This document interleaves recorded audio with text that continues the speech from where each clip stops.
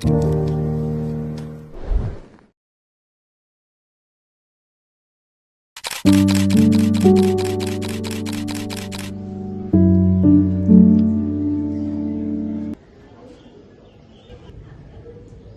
aja anak itu, penampilannya aja kayak biasa. Nggak percaya nggak sih dia mampu bersaing dalam perkuliahan? Orang dari kelihatannya aja loh, latar belakangnya tuh kayak udah banget sama kita. Pagi Nisa, udah nggak usah diri kemampuan seorang itu tidak dapat diukur penampilannya. Iya, nggak apa-apa. Makasih ya. Aku juga nggak terlalu terdistract, jadi aman aja. Iya. Selamat pagi, Bu.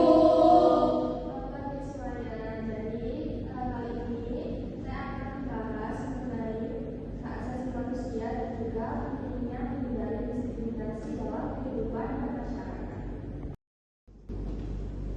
Baik, sebelum memulai materi, saya ingin bertanya, apakah hak semua manusia itu sama? Iya, Ibu.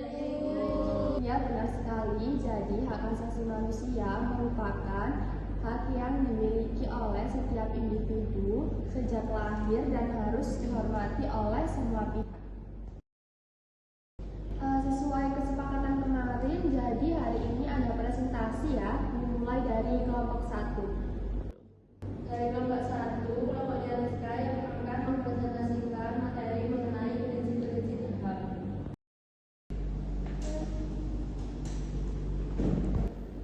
Hak asasi manusia menjamin bahwa setiap orang berhak mendapat perlakuan yang adil dan juga setara. Tidak boleh ada perbedaan antara ras, suku, budaya, dan juga perbedaan fisik dan ekonomi. Dalam Undang-Undang Dasar 1945, Pasal 281 ayat 2 disebutkan bahwa setiap orang berhak bebas dari perlakuan diskriminatif atas dasar apapun dan berhak mendapatkan perlindungan dari perlakuan diskriminatif. Jadi kesimpulannya, hak asasi manusia menjamin bahwa setiap individu berhak memperoleh perlakuan yang adil dan setara. Tidak boleh ada perbedaan diskriminatif seperti ras, suku, budaya, agama, dan juga ekonomi. Terima kasih untuk kelompok 1. Presentasinya sudah baik dan juga sudah didukung dengan dasar hukum yang tepat. Mbak diskusin nggak sih, dia itu alias dapat yang terbaik ya kan?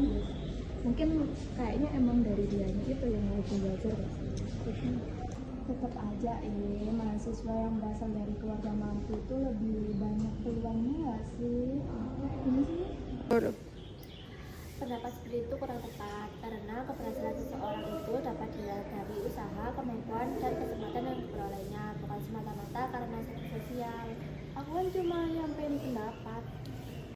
Tapi kan pendapatku itu mengarah kepada stereotip dan diskriminasi yang dapat merugikan orang lain.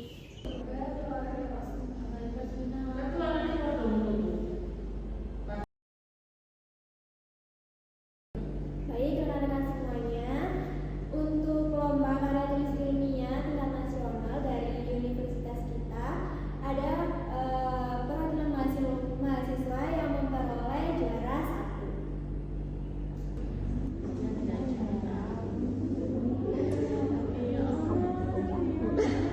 Baik, untuk pemenangnya juara 1 tadi yaitu dari Rizka.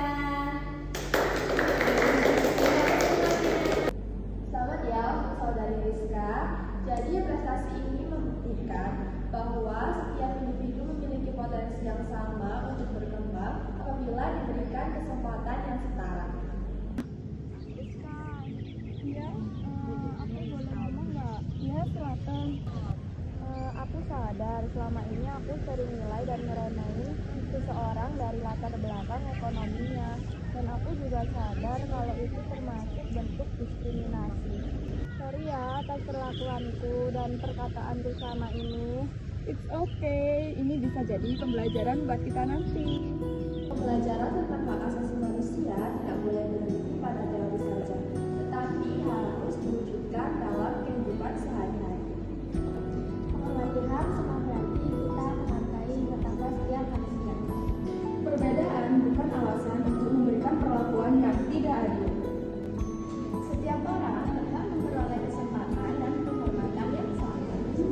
keluarga